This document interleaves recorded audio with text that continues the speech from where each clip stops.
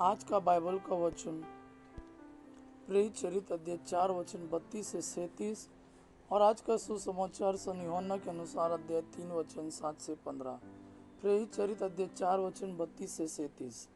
विश्वासियों का समुदाय एक हृदय और एक प्राण था। कोई भी अपनी संपत्ति अपनी ही नहीं समझता था। जो कुछ उनके पास था उसमें सबों का साझा था। प्रेरित बड़े सामर्थ्य से प्रभु ईसा के पुनरुत्थान का साक्ष्य देते रहते थे और उन सबों पर बड़ी कृपा बनी रहती थी। उनमें कोई कंगाल नहीं था, क्योंकि जिनके पास खेत या मकान थे वे उन्हें बेच देते और कीमत लाकर प्रेरितों के चरणों में अर्पित करते थे। प्रत्येक को उसकी आवश्यकता के अनुसार बांटा जाता था। यूसुफ नामक लेवी वंशी का जन्म कुप्रुस में हुआ था। प्रेरितों ने उसका उपनाम बरनबास अर्थात सांत्वना पुत्र रखा था।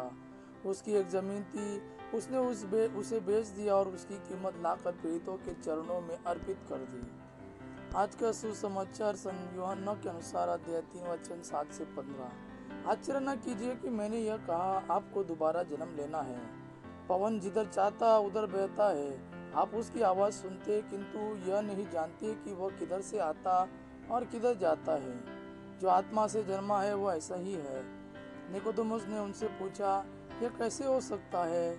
ईसा ने उसे उत्तर दिया, आप इस्राएल के गुरु हैं और यह बातें भी नहीं समझते। मैं आपसे यह कहता हूँ, हम जो जानते हैं वही कहते हैं और हमने जो देखा है उसी का साक्ष्य देते हैं, किंतु आप लोग हमारा साक्ष्य स्वीकार नहीं करते। मैंने आपको पृथ्वी की बातें बताई और आप विश्वास नहीं करते। यदि मैं आपको स्वर्ग की बातें बताऊं तो आप कैसे विश्वास करेंगे? मानव पुत्र स्वर्ग से उतरा है, उसके सिवा कोई भी स्वर्ग नहीं पहुंचा। जिस तरह मूसा ने मरुभूमि में सांप को ऊपर उठाया था, उसी तरह मानव पुत्र को भी ऊपर उठाया जाना है, जिससे जो उसमें विश्वास करता है वह अनंत जीवन प्राप्त करे। यह प्रभु का वाणी है। प्रभु को धन्यवाद। अबा पिता की महिमा और पुत्र यीशु का प्रेम आप पर सदा सर्वदा बना रहे। आमीन।